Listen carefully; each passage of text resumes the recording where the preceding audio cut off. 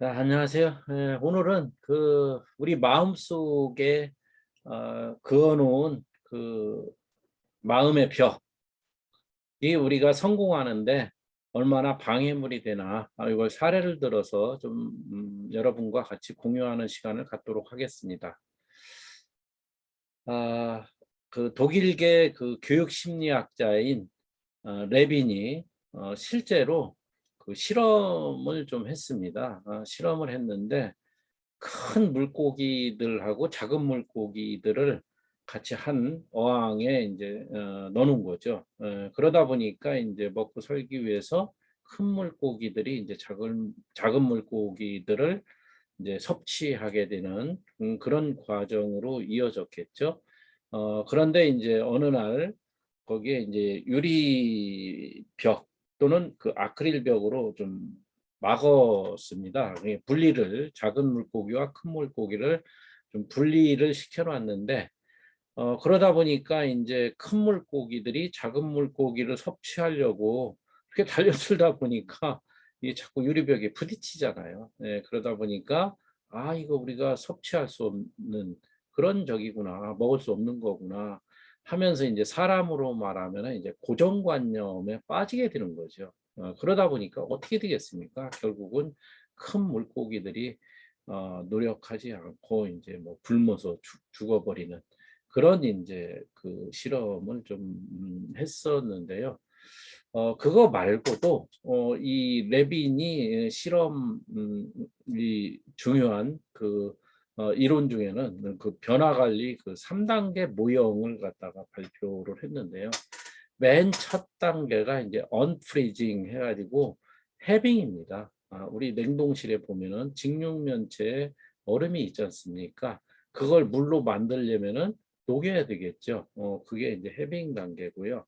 그 해빙된 물을 두 번째로는 이제 우리가 가족한테 사랑을 받거나 인정받기 위해서 하트 모양으로 바꿔줘야 되는 거죠. 그래서 그게 이제 쉐이핑 단계. 그 다음에 이제 하트 모양에 담았다면은 그걸 다시 또 냉동실에 넣어서 얼려줘야 하잖아요. 그래서 이제 얼리는 단계가 이제 리프리징 해가지고 다시 하트 모양의 얼음을 얻기 위해서 이제 3단계를 거쳐서 이제 이 변화가 이루어지는데 이게 더하기로 돼 있질 않고요. 곱하기 개념으로 돼 있어요. 그래서 어느 한 단계만 실패하더라도 이 변화는 완전히 제로가 됩니다. 성과가. 우리가 이제 더하기일 때는 지금까지 노력한 부분이 남아 있는 거지만 곱하기일 때는 어디에서 그만두든지 그건 성과물이 제로거든요. 그래서 그렇게 생각하시면 되는데 그러면 이 변화가 왜 이렇게 이게 힘드냐 그 부분을 좀 말씀드리면은 아까 언프리징 해빙 단계에서는 공포 1, fear 1, 그다음에 공포 2, fear 2죠. 요게 서로 싸웁니다. 우리 마음속에서. 저도 이걸 많이 강의도 해봤고 많은 책을 읽어봤지만 저 자신도 마찬가지예요. 저 자신도. 그래서 공포 1은 뭐냐면은요. 야, 내가 지금 변해서 잘못되면 어떻게 하지? 이게 공포 1이에요. 그럼 공포 2는 뭐냐면은요. 야, 내가 남들은 다 변하는 것 같은데 나만 안 변해서 잘못되면 어떻게 하지? 이게 공포 2예요. 그래서 공포 2가 클 때 우리는 변화가 일어나는 겁니다. 네. 그런데 이제 분명한 거는 우리가 이제 그걸 알면서도 우리가 이제 채택하기가 굉장히 어려운 부분이 있는데요.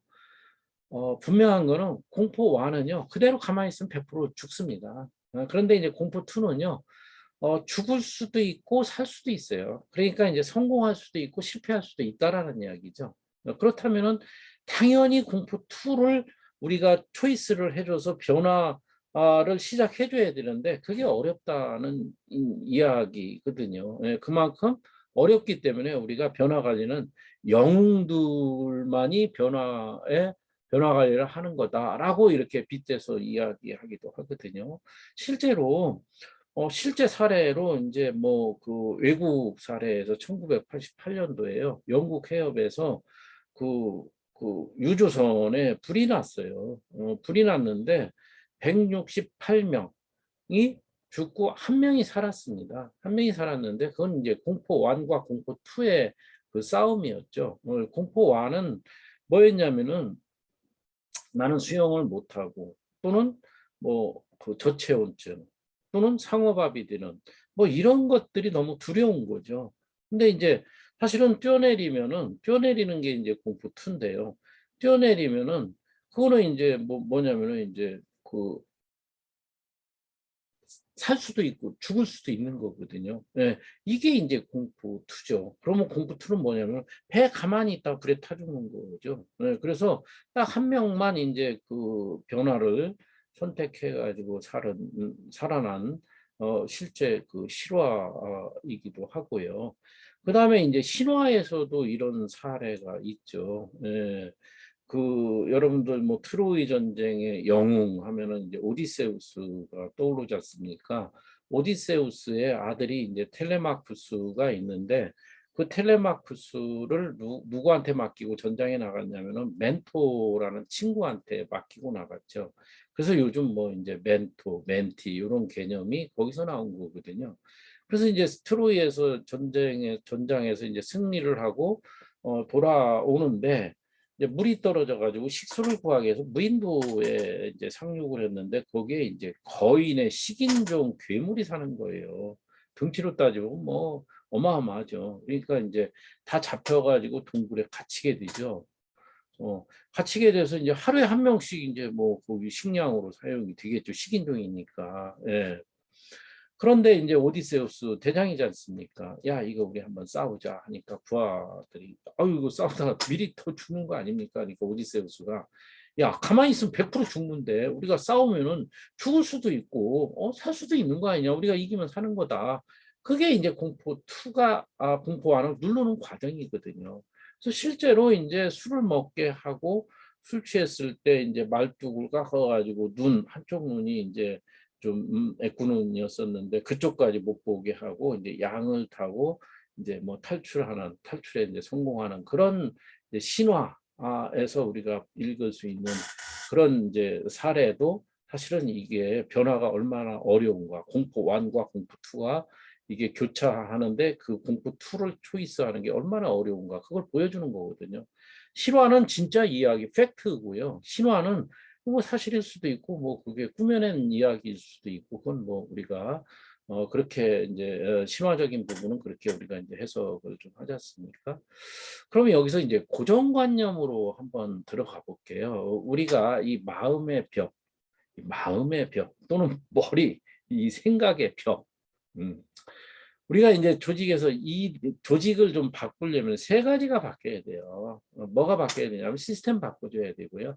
일하는 방식 바꿔줘야 되고요. 세 번째는 마인드셋 바꿔야 됩니다. 시스템 아무리 잘 바꿔도요. 그 시스템 오퍼레이팅 하는 건 사람이에요. 그러면 결과적으로 그 사람이 안 바뀌면 안 돼요. 그럼 사람을 어떻게 바꿉니까? 새로운 사람을 바꿉니까? 그런 개념이 아니라 마인드셋. 그러니까 이 고정관념의 벽을 이제 허물고 새롭게 이제 도전하는 그런 쪽. 그래서 이제 우리가 미국의 그 이제 그 프로젝트 하는 그런 프로젝트 매니지먼트 인스티튜트라는 그런 그 협회가 있지 않습니까? 저도 이제 거기 PMP라는 자격증을 갖고 있는데 걔네들 책을 보면은 그런 이야기가 있어요. 아이디어 킬러라는 그런 개념이 있어요. 아이디어 킬러가 뭐예요? 어떤 프로젝트를 할 때 괴방꾼이 나타나는 그런 거죠. 그거 뭐냐면은요. 야, 이거 한번 해보자. 뭐, 야, 그거 옛날에 해봤는데, 뭐, 옛날에 해봤는데라는 이야기는 옛날에 해서 실패했잖아. 이 이야기거든요. 그 아이디어 킬러죠. 그 다음에 또, 야, 그거 돈 들어가잖아. 그렇게. 야, 그거 니네 대장은 좋아하는지 몰라도 우리 대장은 그거 되게 싫어해. 너나 해. 뭐, 요런 것들이 아이디어 킬러거든요. 야, 그리고 우리, 야, 현실적으로 가자. 뭐, 이런 것들. 뭐 실제로 저도 2천억짜리 프로젝트 PM을 맡아서 하는데요. 딜로이트에서 들어와서 이제 뭐 한 4년 프로젝트를 2천억짜리를 제가 좀 성공적으로 마친 그 사례가 있는데 그때도 제 동료이면서 후배인 임원들이 아이 본부장님 그 그냥 그 사람 뭐 일 못하는 애들 내보내면 되지 뭐 복잡하게 돈 써가면서 그걸 왜 프로젝트 그 힘들게 하려고 하느냐 반기를 들더라고요. 근데 그걸 이제 설득해 들어가야 되겠죠. 예, 저도 이제 그런 과정을 겪었기 때문에 아이디어 킬러가 이 우리가 세상을 살아가는 데 있어서 아니면 프로젝트를 실행하는 데 있어서 세상 살아가는 그 자체가 프로젝트거든요. 하나의. 예. 그 굉장히 걸림돌이 되는 거거든요. 그러면은 그 걸림돌의 첫 단계가 마인드셋의 첫 단계가 뭐냐면은요. 마음속에 쳐져 있는 그 유리벽 또는 마음의 벽. 요거를 이제 내주는 일이죠. 예, 근데 그거 개인적으로 힘들고 교육을 통해서 해야 되겠죠. 그런데 이제 그 실제로 어, 이제 아까 이제 레빈이 실험한 데서도 그 물고기 사례가 나와 있지만 그 사례 말고도요, 뭐 굉장히 많은 사례들이 있죠. 예를 들어서 뭐 코끼리 이야기도 있고요. 어릴 때 뭐 100파운드짜리 쇠고수를 갖다가 이제 쇠사슬로 묶어서 다리에 매주면은 이게 무겁잖아요. 애기 코끼리한테. 그러니까 이제 살을 푸고 들어가겠죠. 아프겠죠. 그럼 이거 움직이면 아프구나. 그럼 안 움직이겠죠. 그대로. 그런데 이제 이 코끼리가 10년 후에 어른 코끼리가 됐단 말이에요. 어른 코끼리가 됐는데 그 어른 코끼리가 어, 됐는데 이제 그 아기 때 채워줬던 그 100파운드짜리를 어른 코끼리가 된 다음에 또 채워줍니다. 그럼 그 어린 코끼리가 어릴 때 아팠던 기억이기 때문에 안 움직입니다. 그게 고정관념이거든요. 예, 저 같은 경우도 중학교 때 고로케를 먹고 식중독에 걸린 적이 한 번 있는데 그 뒤로 고로케 안 먹습니다. 그런데 물 없이 뭐 건빵 누워서 먹어도 소화 다 시키고요. 군에서 뭐 다 그렇게 생활했고요. 예, 지금 뭐 빵이나 뭐 밀가루 잘 소화 잘 시키거든요. 없어서 못 먹죠. 네. 그런데 그건 이제 아픈 기억 때문에 그 펜스가 쳐져 있는 거예요. 그걸 걷어줘야 되는 거거든요. 일에서도요. 예. 그뿐만이 아니라 독수리 같은 경우도 하늘의 제왕이지 않습니까? 닭하고 같이 어, 그 부화를 같이 시키면 자기가 닭인 줄 알아요. 하늘의 제왕인지 몰라요. 그래서 날 줄 모릅니다. 그 다음에 이제 꽝안경도 그걸 활용하는 거거든요. 꽝이 이제 그 어느 정도 날려면은 그 비행거리가 있어야 되는데 눈을 딱 가리는 앞에 이게 막아버리는 그걸 이제 꽝안경이라고 하는데 그 책받침을 잘라가지고 꽝안경 켜주면은 자기 활주거리가 안 나오기 비행거리가 안 나오기 때문에 이게 벽이 바로 코앞에 있기 때문에 날르질 않는 거예요. 이런 것들이 이제 고정관념이거든요. 그래서 우리가 그런 것들을 이제 깨기 위해서는 자기가 스스로 노력을 해줘야 됩니다. 노력을 해줘야 되는데, 자, CNN에서 1000년 동안 누가 가장 훌륭한 리더였느냐, 이거 설문조사 한 적이 있었거든요. 근데 그래서 가장 1000년 동안 훌륭한 리더가 누구로 나왔냐면은, 그, 징기스칸으로 나왔어요. 징기스칸으로 나왔는데, 정말 저도 뭐 징기스칸 리더십, 이순신 리더십 많이 공부를, 어, 그 기업에 있을 때 해봤지만은 정말 그 대단한 사람이거든요. 예를 들어서 뭐 불화살을 처음으로 만든 사람이고요. 정보전 세계 최초로 정보전을 상인들을 활용해가지고 정보전을 썼던 사람이고요. 그 다음에 뭐 그 말의 그 전장에서의 그 회전 반경을 줄이기 위해서 이렇게 뛰는 네 발로 뛰는 거를 두 발로 뛰게끔 회전 반경을 줄이기 위해서 이렇게 망아지 때부터 훈련을 좀 시켰고요. 그 다음에 이제 이 칼이 반듯하지 않습니까? 그러면 상대방에 대해서 이게 저기 한다면 이게 빠지지 않으면 내가 또 당할 수가 있기 때문에 거기에서 이제 반월도를 또 이렇게 어, 만들어 가지고 발명을 해서 반월도를 만들기도 하고 이런 식으로 굉장히 훌륭한 이제 업적을 어, 어, 발명품들을 만들었을 뿐만 아니라 세계 그 정복 면접도요.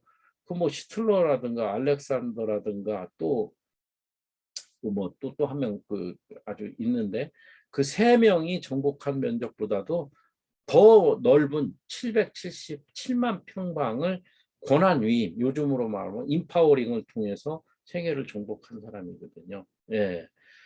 그 정도로 그 굉장히 대단한 사람인데 이 사람이 뭐라고 얘기했어요? 가장 무서운 적은 밖에 있는 것이 아니라 내 안에 있다. 그렇게 이야기를 했거든요.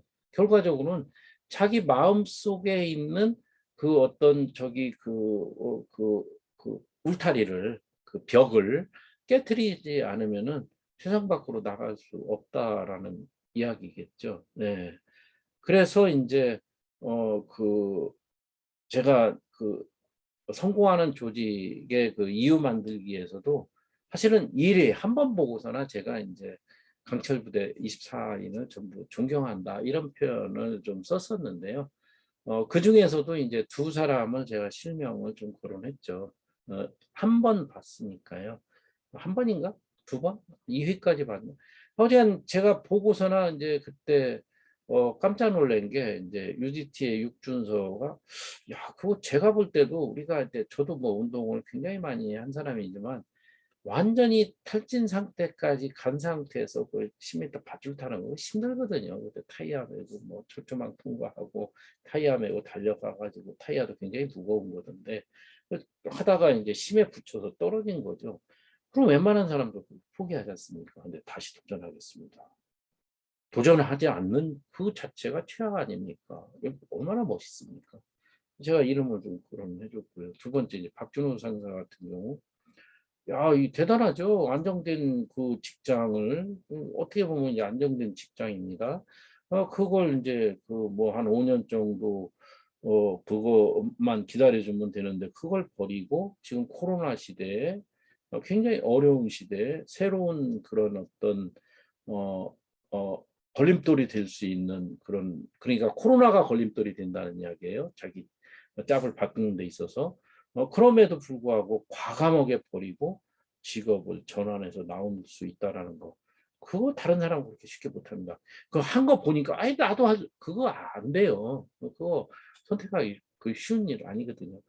이 사람들은 이미요.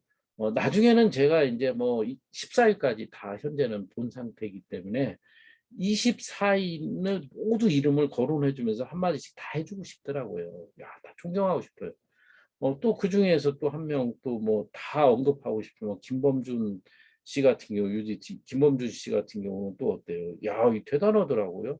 그 병생활로 전역을 한 다음에 다시 부사관으로 지원해서 군복무를 장기 복무를 또 하고 나왔지 않습니까? 그것도 가장 어렵다는 자기를 이겨야만 수료가 가능하다는 그 UDT에서 그 부사관 생활을 하고 나왔지 않습니까? 예. 그거는요. 이미 그분들뿐만 아니라 24명 전체가 이분들은 부대 생활을 하면서 이미 이 사람들은 자기 자신을 이미 그 고정관념 그걸 다 깨고 나온 사람들이에요. 유리천장 벽을 깨고 나온 사람들이에요. 아까 뭐 레빈의 그 물고기 이야기했지만 뭐 우리가 벼룩 이야기 한번 해볼까요? 벼룩은요. 이 세상에서 가장 높이뛰기를 잘하는 높이뛰기 선수예요. 자기 몸에 200배 내지 300배를 뛸 수 있는 그런 저기를 갖고 있는 애들이거든요. 근데 유리천장을 거기다가 딱 그 유리 그 벽을 덮개를 덮어 놓으면은 몇 번 점프 해보겠죠. 튕겨 나오겠죠. 이거 아니구나. 포기해버리는 거죠.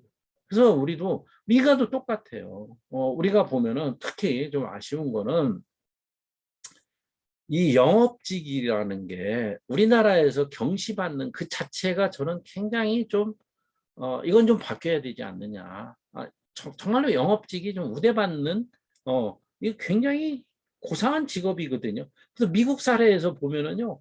영업 직업을 뭐 36번을 바꾼 뭐 브라이언 트레이시 같은 경우도 한 36번인가요? 38번. 제가 책을 한 그 사람 자서전을 읽어봤는데 그 정도 바꿨어요. 36번인가 8번 정도를 바꿨는데 결과적으로 성공한 거는 세일즈맨. 죄송합니다. 세일즈맨이라고 미국 사람들은 하면은 그건 좀 고소당하고요. 세일즈 퍼슨, 네, 영업사원 거기서 성공해요. 왜 그게 잘못된 거냐면은요.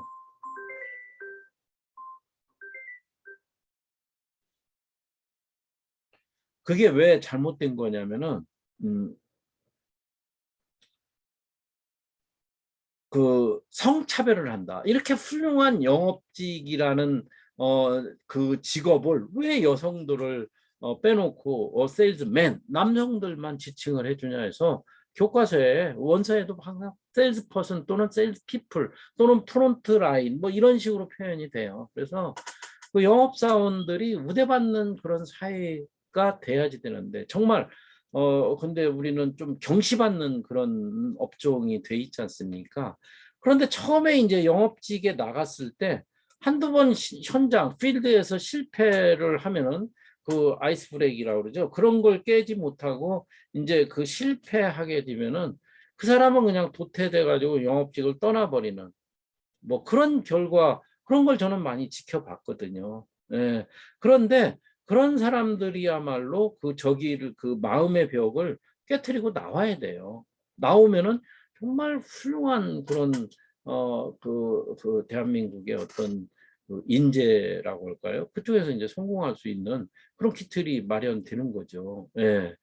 그런 점에서 굉장히 좀 아쉬워요. 그래서 그런 영업직을 선택하는 사람들은 일단 회사가 좋다 나쁘다, 내가 무슨 영업한다, 이거 중요하지 않습니다.